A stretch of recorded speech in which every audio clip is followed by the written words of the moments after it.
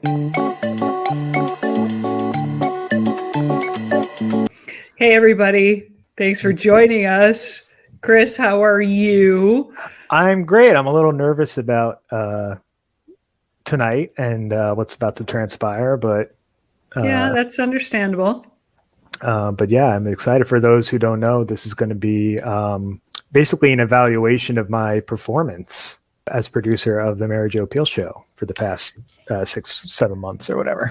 Yeah, we were supposed to do a 6-month review, and somehow that dropped through the cracks. I think that was on your to-do list. Yeah. Be that as it may. I was so behind on this, and I blame myself for this, Chris, but I had forgotten to check your references. So I checked your references a little after the fact, but can't hurt. Better Like late than never. You just checked them. Yeah, last week. Okay. All right. So we're going to watch those? I think I sent you that link, but I told you not to watch it. Okay. No, I haven't seen this yet. So let's, all right, let's just dive right in. Hi.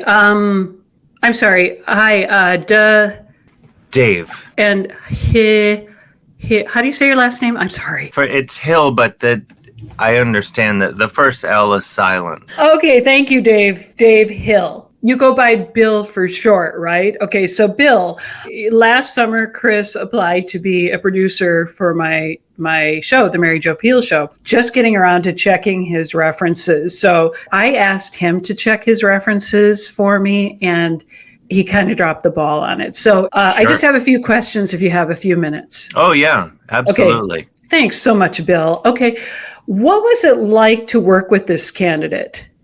It's nice to finally be able to talk about it, honestly. I guess it sort of lands like an itch I don't mind scratching, you know what I mean? Like, have you ever had like a skin condition? And anyway, all right, well, let's back that up. No, but I'll go along with your analogy. Just go for it. You know, what started as a nightmare becomes comfort. Hi, I'm Mary Jo Pehl, and thanks for taking my call. And I'm sorry, how do you say your first name? Kevin. Okay, and thanks, Kevin. I'm sorry, how do you say your last name? Allison. Allison, Kevin Allison. Thank you for taking my call. I guess first off, are there any behaviors that you noticed in Chris that affected his job performance? You know, at first, the constant singing of the sea shanties was really grating. But then after a while, we came to recognize, you know, what good, well-written sea shanties they were on his part. You know, I mean, always drunk, but you know, just a very, very powerful singing voice. And we didn't really think it was going to fit in our work that we do in putting our show together, especially since, you know, Chris was doing PR, right? I mean, it doesn't normally involve any sea shanties at all, I think. It wasn't something we were looking for, but he ended up being a really, really great singer of songs about whaling. Hi, I'm sorry. Your name is. How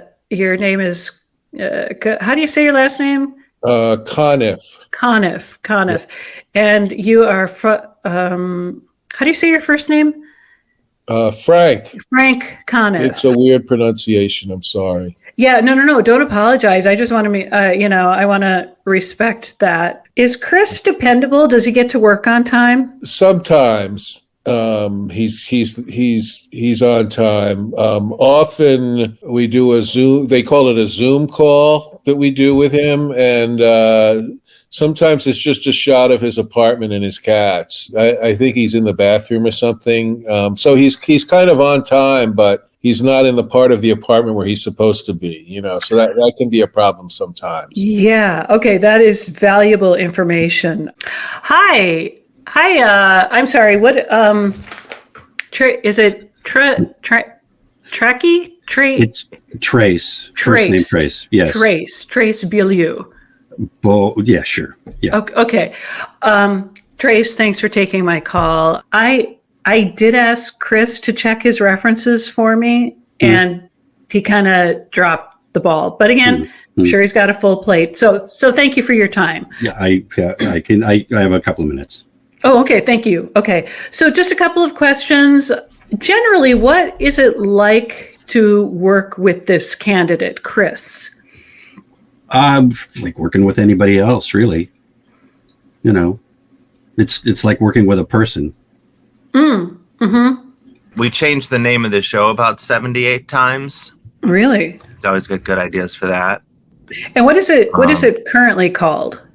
I honestly have to check my notes. Rachel. Oh no, it's the Dave Hill Good Time Hour. Oh, okay. And who's Dave Hill?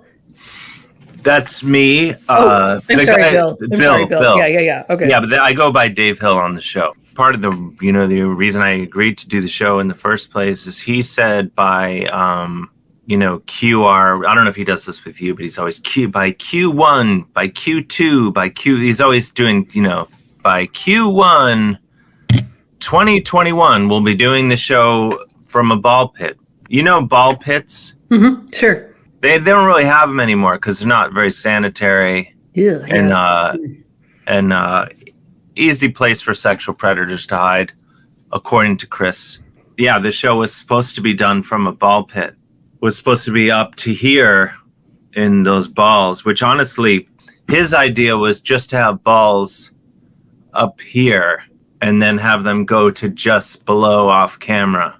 And because he kept stressing, and I don't get what he means by this, but he kept stressing, Dave, I don't want you to have to go balls deep. And then he would giggle and run off every time he said it. What would you say Chris's greatest strengths are? Punctuality. Okay.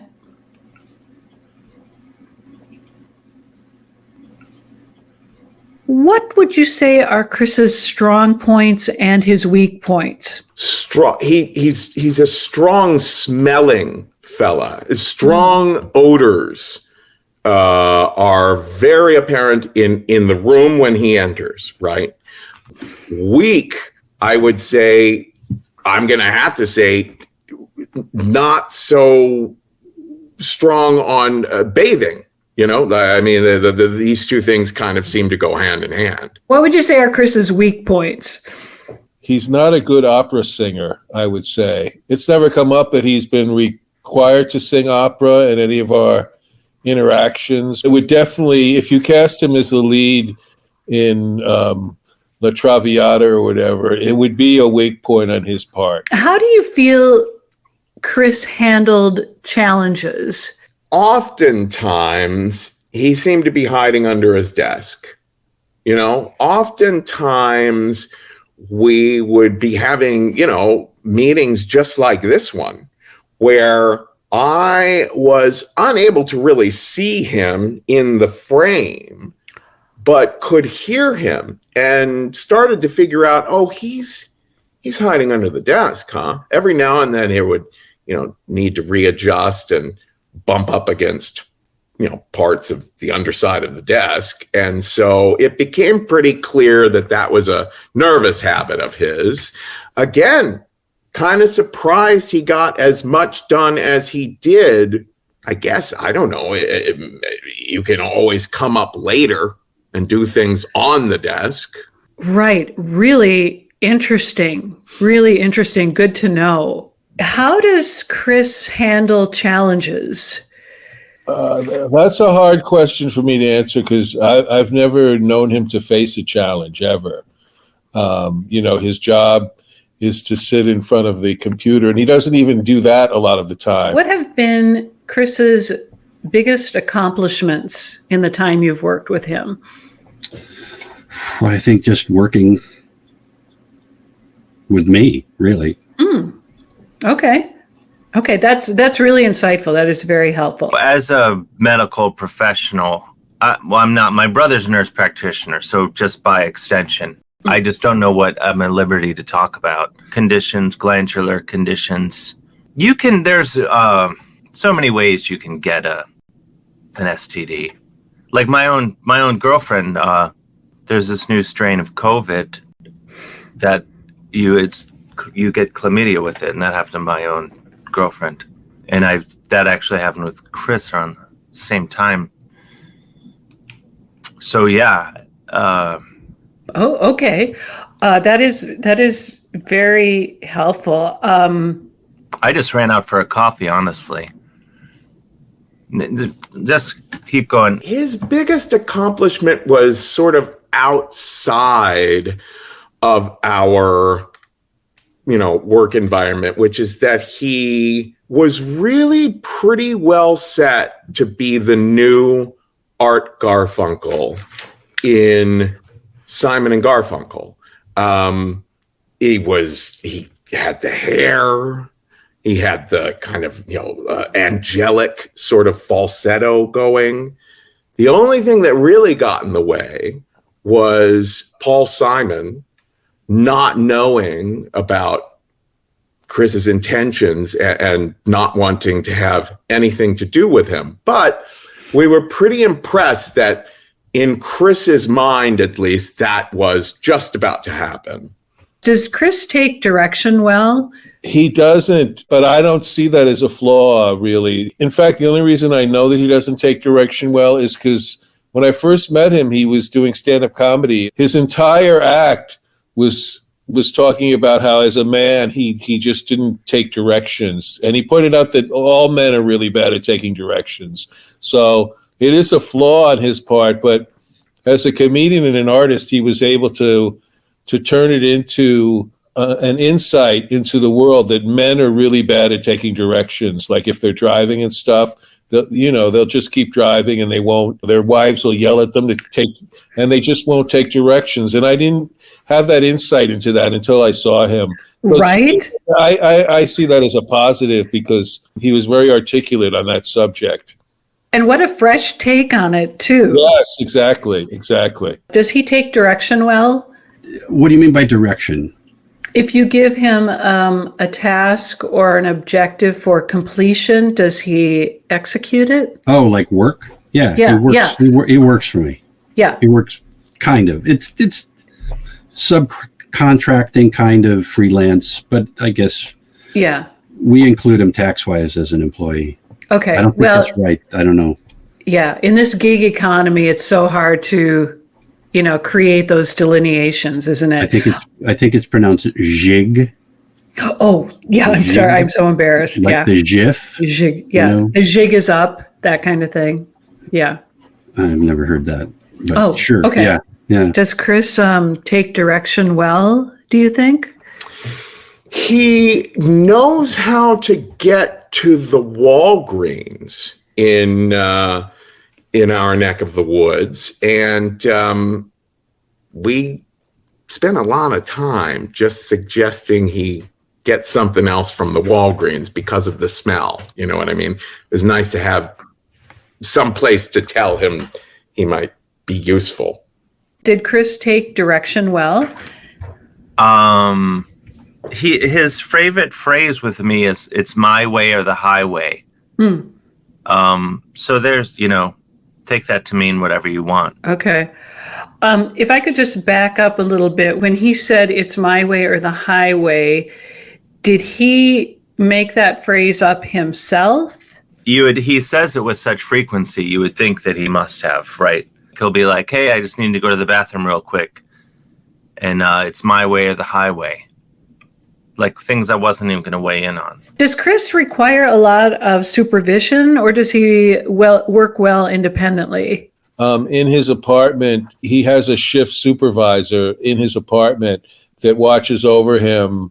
It's not just one shift supervisor. It's actually 3 shifts. They're always there hovering in the background and make sure that everything, and they have like a shift supervisor badge on and stuff. Chris Gersbeck's apartment shift supervisor. Does he require a lot of supervision, or does he work well independently? I don't know. We do have a lot of cameras that set up in his workspace. So, I don't have time to look at that all the time, but there's hopefully maybe Chris can take a look at those as part of his workload. He can look at those security tapes, make sure he's doing a good job. That's really smart. Does Chris require a lot of supervision? I mean, between you and me, I honestly don't know what he does. And to be honest, I'm not sure that I've seen him below the waist in at least 2 years. I have to think about it. No, I have seen him in person now that I think about it. But even then, we were having lunch. So it was from the waist up. How does Chris support his coworkers? What would his coworkers say about him? He did a lot of laying on of hands, a lot of couple of exorcisms, and just he was an extraordinarily prayerful fella. Before Chris, no one on staff had been speaking in tongues, but he brought that energy into the process, and thank goodness we shut that down. It was getting a little bit out of control. If you had to hire Chris again, would you? I don't need two people doing the same thing. Would you rehire Chris? We've actually talked about it, about the possibility, and we decided that it would only be in the case that we needed another exorcism, among someone else on the staff, or if we really saw a way that we could finagle the other half of Simon and Garfunkel, among someone on our staff, because Chris did seem to show so much promise as being the new Art Garfunkel. And I think the world's kind of screaming for it in a way. Can you tell me anything about Chris that might not have been on his resume when he worked for you? Every time we get on a Zoom call with him, it's a different cat. I think he's got, I think he's kind of like the Tiger King, like trying to hide things he's doing to these cats. He's constantly replacing his cats. Is there anything else I should know? Is there anything else you'd like to add? If you're looking for someone to work for you that you have no expectations for whatsoever, he will live up to those expectations. One of the last questions is, would you like to add anything else, Bill? Well, I answer your question with a question. Is it too late for you to turn back? Is there anything else you feel like I should have asked, or anything else you want to add? Anything I didn't cover? I am just so thankful that you guys have taken Chris on. For one thing, we've heard from him a good deal less. And, who knows? You might find all kinds of uses for wailing songs and all that sort of thing. It might be an even more fitting fit. Well, Trace, thank you so much. Well, anytime I can help a fellow human. Thank you, Kevin Allison. Thank you so much. And you might be hearing about what happens with Chris down the road. So, I look forward to it. I can't wait to see. I just want to thank you again for your time, Mr. Conniff. Thank you so much. Well, no problem. This was a complete inconvenience for me, but I was happy to do it.